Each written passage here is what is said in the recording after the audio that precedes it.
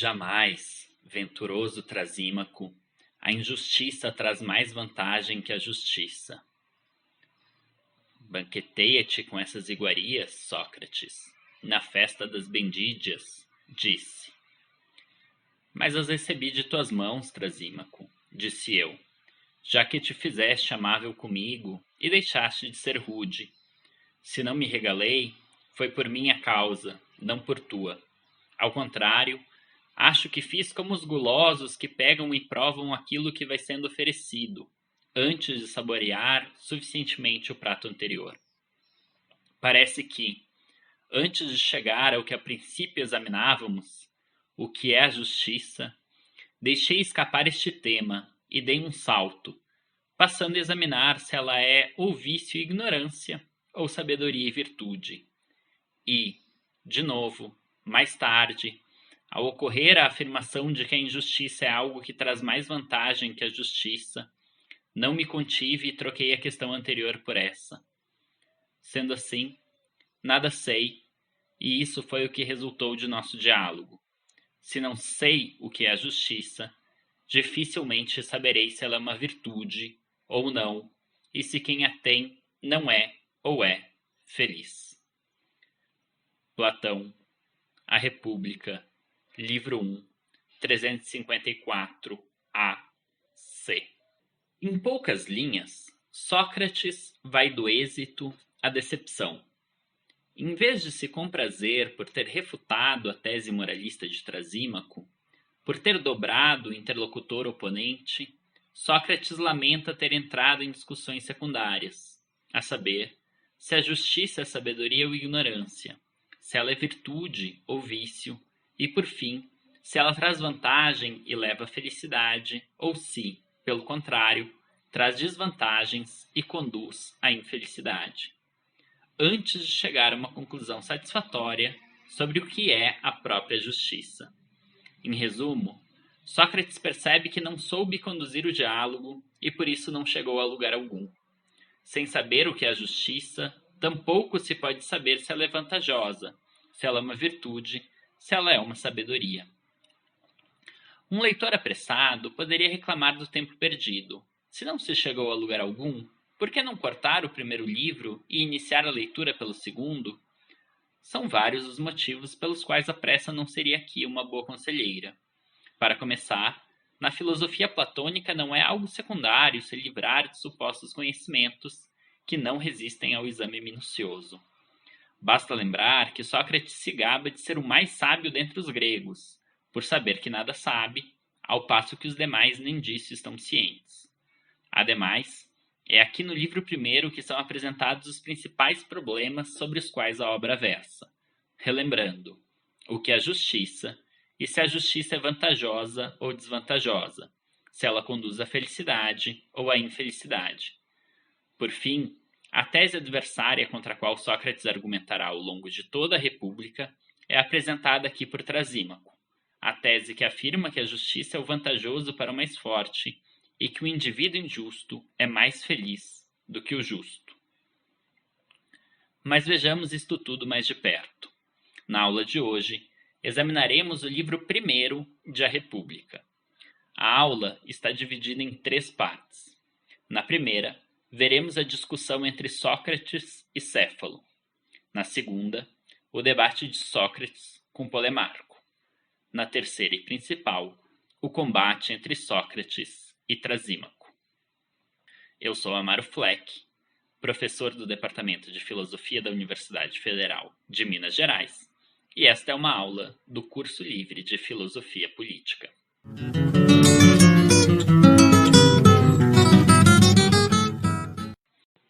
A República começa com indicações contextuais. Sócrates foi ao Pireu com Glaucon para ver uma festividade dos Trácios, um povo que habitava uma região próxima à Grécia, onde hoje está a fronteira entre a Grécia, a Bulgária e a Turquia. Sócrates e Glaucon preparavam-se para retornar à cidade, para Atenas, quando são interrompidos por um escravo que solicita que esperem Polemarco, que está com Adimanto, irmão de Glaucon, e mais alguns amigos. De modo não exatamente gentil, Polemarco intima Sócrates e Glaucon a esperarem com eles pela corrida de cavalos com tochas que ocorreria pela noite. Por conta disso, Sócrates e Glaucon se dirigem para a casa de Polemarco, onde se encontram reunidos vários jovens, e lá ficarão conversando e jantarão antes da celebração noturna. A república consiste precisamente nesta conversa antes do jantar. Ao chegar na casa de Polemarco, Sócrates inicia uma conversa com Céfalo, pai de Polemarco. Céfalo é então uma pessoa bem idosa e fica contente com a chegada de Sócrates. Céfalo comenta que já não consegue mais ir até a cidade e por isso conclama Sócrates a visitar-lhe com maior frequência, ao que Sócrates responde, cito: "De fato, Céfalo, eu fico contente, disse eu, quando converso com pessoas bem idosas. Como percorreram um caminho por onde talvez nós também tenhamos de passar, acho que é preciso fazer-lhes uma pergunta.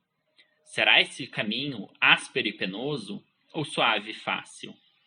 Também me dá prazer, já que estás naquela idade que os poetas chamam de limiar da velhice, ouvir-te dizer como vês este momento da vida. É um momento difícil? Que dizes dele?" Este trecho está em 328e. O diálogo não se inicia, portanto, abordando diretamente a questão da justiça, mas sim a da velhice. Como é a velhice? Ela é suave ou penosa? Mas essa não é uma pergunta que será de fato investigada. Pelo contrário, ela serve apenas de isca, como uma artimanha narrativa para a pesquisa principal acerca da justiça. Tanto é que Céfalo responde que a velhice é boa ou má de acordo com o caráter dos homens. Em suas palavras, se são moderados e de bom temperamento, também a velhice é para eles moderadamente penosa. 329d.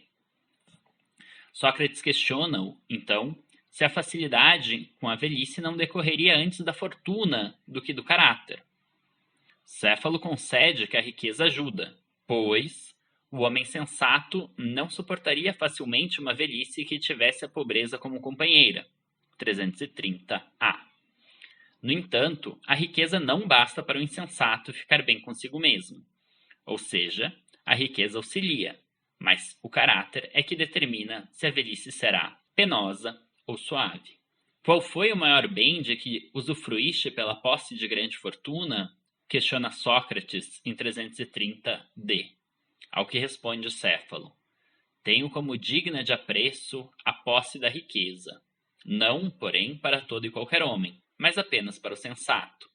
Não enganar, ou mesmo mentir involuntariamente, não dever sacrifícios a um deus, ou dinheiro a um homem, e assim ir para lá sem nada temer. Para isso contribui muito a posse das riquezas. 331b. De acordo com ele, quem cometeu injustiças durante a vida pena na velhice com o temor da morte, com medo de castigos póstumos. A vantagem da riqueza, portanto, é que ela ajuda os homens a serem justos, a não deverem nem sacrifícios aos deuses, nem dinheiro aos homens. É assim que o conceito de justiça, doravante o protagonista, é introduzido no diálogo. Cabe notar que, para Céfalo, o valor da justiça é, sobretudo, instrumental. A justiça é algo útil, na medida em que serve para ter uma velhice tranquila, para não temer a morte e castigos póstumos. Em outras palavras, Céfalo em momento algum defende que a justiça é boa por si mesma e que deveria ser feita mesmo se dela não adviesse qualquer vantagem, como será, mais tarde, a posição de Sócrates. Sócrates extrai da fala de Céfalo uma primeira definição de justiça, a saber, a justiça é simplesmente dizer a verdade e devolver o que se tiver recebido de outrem. 331c. Essa definição consiste em identificar a justiça com duas virtudes: falar a verdade e devolver o que se recebeu. Sócrates imediatamente apresenta uma objeção, que vem na forma de um exemplo. Imaginemos um amigo que empresta armas quando está são, em juízo perfeito, mas pede sua devolução quando está fora de si, tomado pela ira ou pela cólera. Seria justo devolver tais armas? A objeção ataca a segunda virtude, poderia bem ser o caso de encontrar outro exemplo que problematizasse a primeira, um caso em que seria justo não dizer a verdade. Mas neste caso sequer é preciso. O exemplo é suficiente para mostrar que a definição apresentada precisa ser aprimorada ou abandonada, pois ela conduz a conclusões absurdas. Mas Céfalo não parece interessado nesta investigação e simplesmente se retira para prestar sacrifícios. Ele deixará Polemarco, seu filho, como herdeiro. Caberá a ele defender a posição do pai no debate. Antes de passar para a discussão entre Sócrates e Polemarco, contudo, cabe indagar: por que Platão inicia o diálogo com Céfalo? E por que Céfalo se desinteressa pelo debate tão rapidamente? Minha hipótese é a de que Céfalo representa o paradigma do indivíduo pouco ou nada interessado em filosofia, que não examina sua própria vida e tampouco as suas escolhas. E justamente por isso ele é representante da cultura tradicional. Ademais, é preciso lembrar que ele não é um cidadão ateniense, que ele vive às margens da cidade e, portanto, que ele tem uma concepção não política da vida justa. Em outras palavras, a concepção de justiça de Céfalo é privada.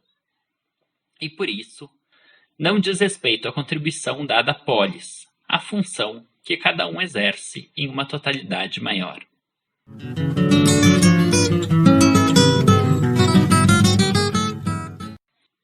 Polemarco segue a argumentação de seu pai. A justiça consiste em fazer as coisas certas, e é preciso indicar quais ações são estas. O seu esforço consiste em elevar a definição dada por Céfalo a um grau maior de abstração, de modo a evitar contra-exemplos ou objeções como aquela feita por Sócrates.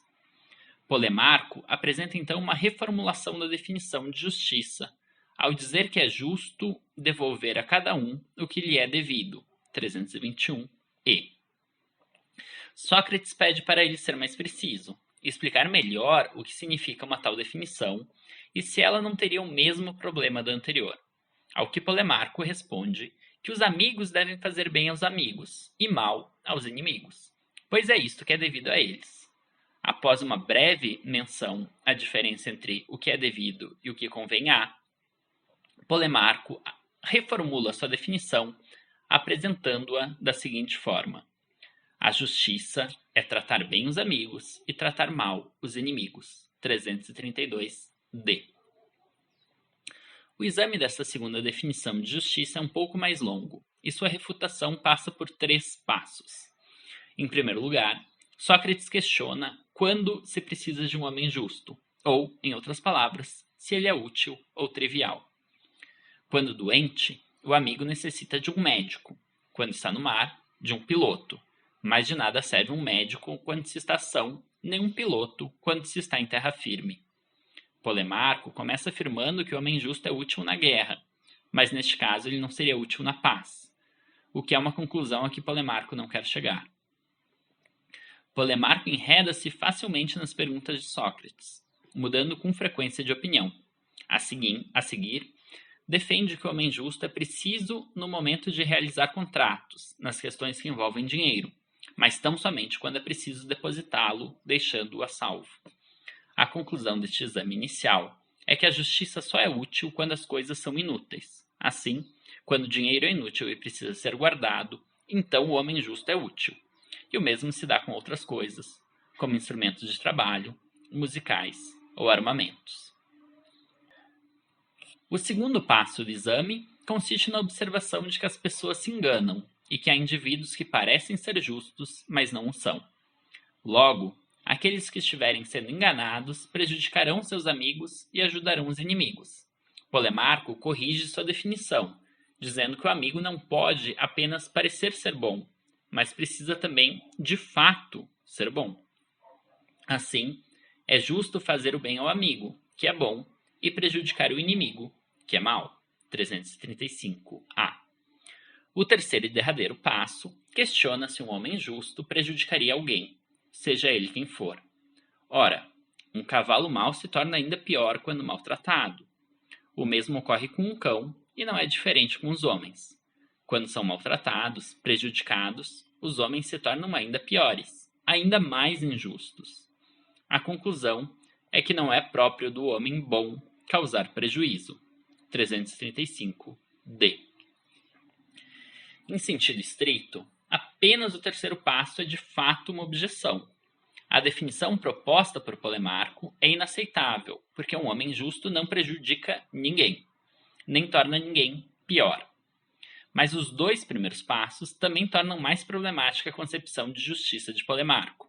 A justiça não deveria dizer respeito apenas às coisas quando elas não estão sendo usadas, e nem depender das percepções bastante falíveis de cada um.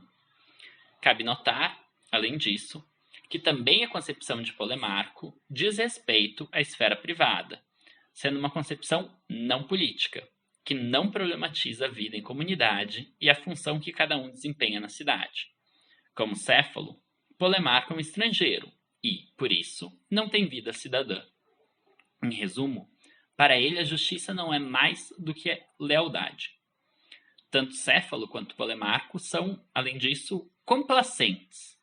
Eles não têm dúvidas de que são homens justos, e para eles a justiça não é algo que requer esforço, que seja difícil. Talvez seja por isso que eles não consigam sustentar suas posições por muito tempo quando elas começam a ser examinadas. Ademais, há um efeito dramático do diálogo platônico que pode passar batido por nós. Comentei na aula introdutória que o diálogo foi redigido cerca de 40 ou 50 anos depois de sua data narrativa, isto é, que ele foi escrito pouco antes ou pouco depois de 380 a.C., mas se passava por volta de 420 a.C. Os contemporâneos de Platão tinham ciência do destino que coube a Céfalo e seus descendentes. Polemarco foi executado durante o regime dos 30 tiranos. Seu irmão Lísias sobreviveu, mas não pôde desfrutar da riqueza do pai. A imensa riqueza de Céfalo não foi suficiente para dar tranquilidade aos seus filhos, que sofreram na pele as desventuras políticas da cidade.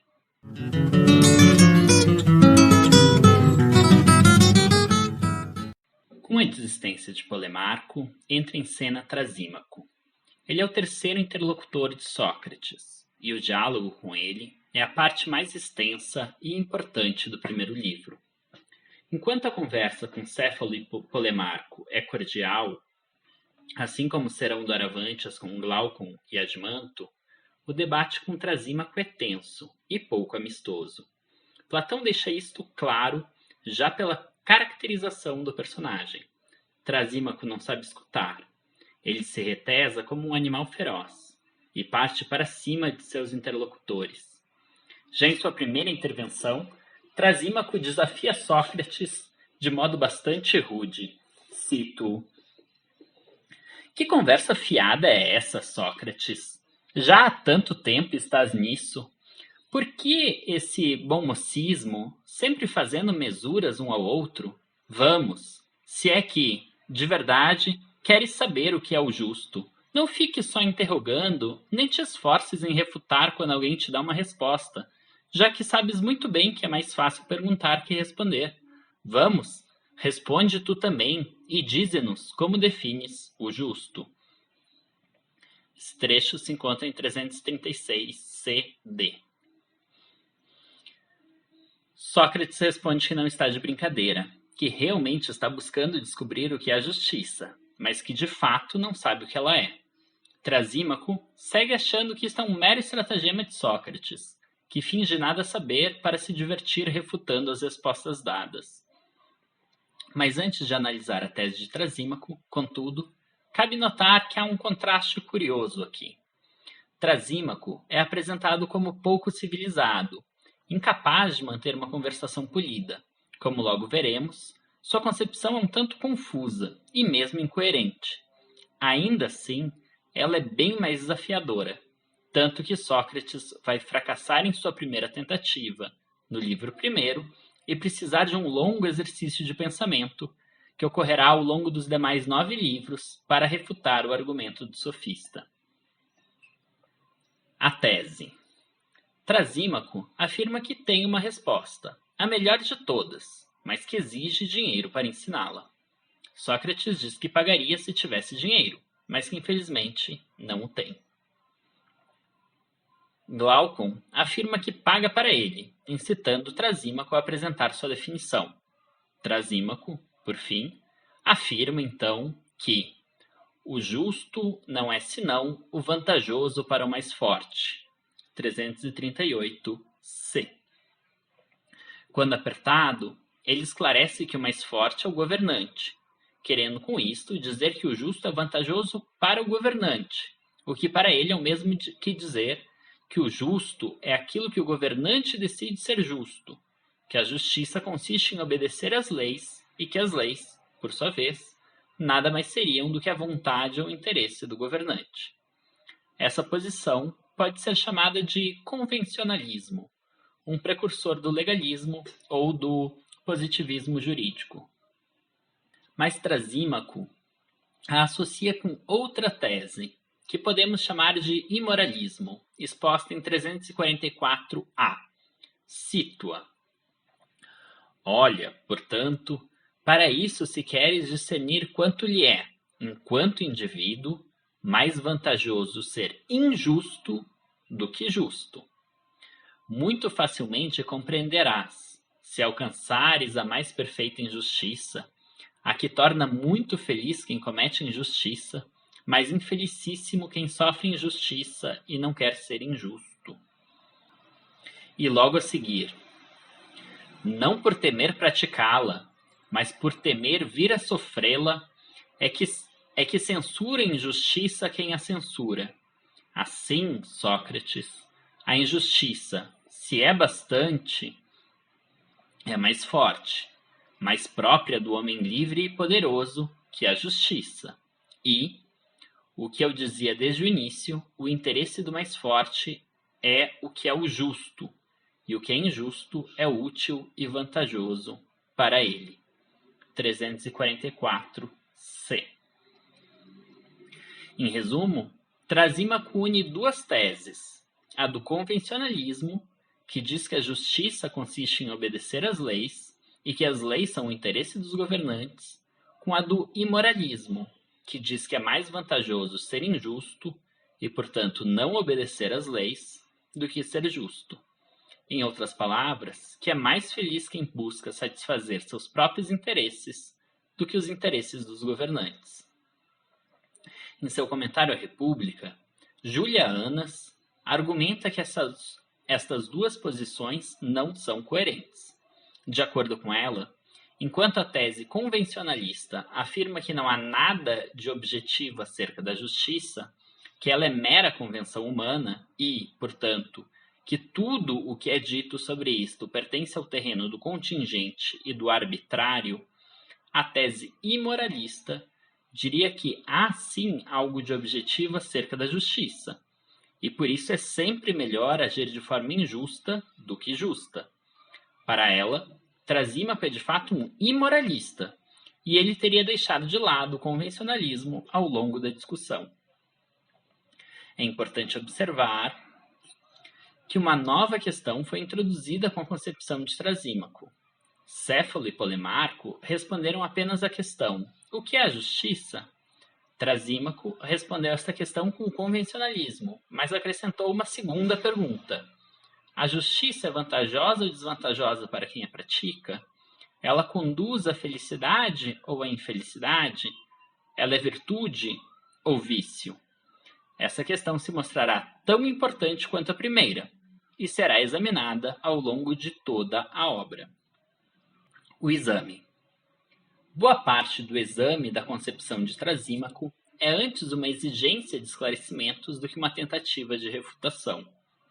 Assim, Sócrates indaga sobre quem é o mais forte, assim como sobre se o governante é falível, se ele pode se enganar sobre o que seria o seu próprio interesse, ao que Trasímaco responde com: o governante, enquanto governante, não erra. E, não errando, estabelece o melhor para si, e isso o subordinado tem de fazer. 341a. Na discussão, a justiça passa a ser entendida como uma arte, como uma técnica, mas Trasímaco e Sócrates divergem acerca de quem é beneficiado por ela. Trasímaco diz que o objetivo da técnica é ajudar aquele que a pratica. Sócrates argumenta que o médico pratica sua arte para curar o doente, e não para extrair vantagem para si. O mesmo seria válido para o governante. Ele governa visando o bem daquele que é governado. Trasímaco vai usar um exemplo contrário para rebater Sócrates. A arte do pastoreio não é feita com vistas ao bem das ovelhas. Sócrates acrescenta que as pessoas exigem salários para exercer os cargos, e se o fazem, é justamente porque não são beneficiadas diretamente por seu desempenho neles, assim como o médico para curar o doente. Esse salário pode vir na forma de dinheiro ou de honrarias, mas há também aqueles que assumem os cargos por medo de serem governados por alguém inferior.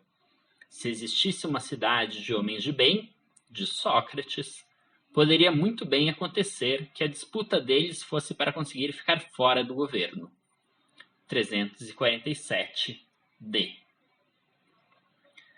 Mas é só depois disso tudo que Sócrates constrói uma objeção, e com isso vai enredar Trasímaco e fazê-lo cair em contradição.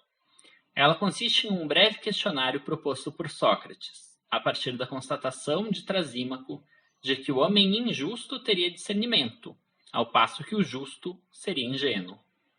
A primeira pergunta é se o homem justo quer ser superior a outro homem justo. Trasímaco responde que não. Então ele pergunta se o homem justo quer ser superior ao homem injusto. Trasímaco responde que sim. E o injusto quer ser superior ao justo? Sim. E ao injusto? Também. Em resumo, o homem justo quer ser superior ao seu desigual, mas não ao seu igual. Já o injusto quer ser sempre superior, tanto ao seu igual quanto ao desigual.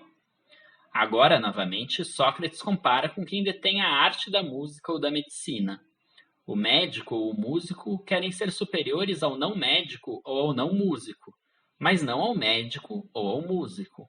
A conclusão, se a analogia for válida, é que o justo, assim como o médico e o músico, teriam discernimento em sua arte, ao passo que o injusto, assim como o não músico e o não médico, nada conheceriam do assunto. Assim, Sócrates conclui que o homem justo é bom e sábio, mas o injusto, ignorante e mau. 350c. Mas talvez a analogia não seja válida. Talvez a justiça não possa ser considerada uma arte, tal como a música ou como a medicina. E ninguém é de fato convencido pela argumentação de Sócrates aqui. É verdade que Trasímaco não soube ou não quis sustentar a defesa de sua posição, mas isto não nos persuade de que a justiça é necessariamente o caminho para a felicidade.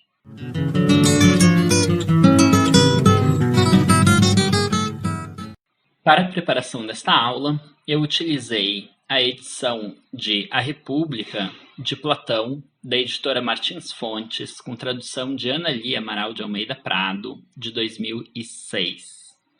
Eu utilizei também o comentário An Introduction to Plato's Republic, da Julia Annas, publicada pela Oxford University Press, 1981.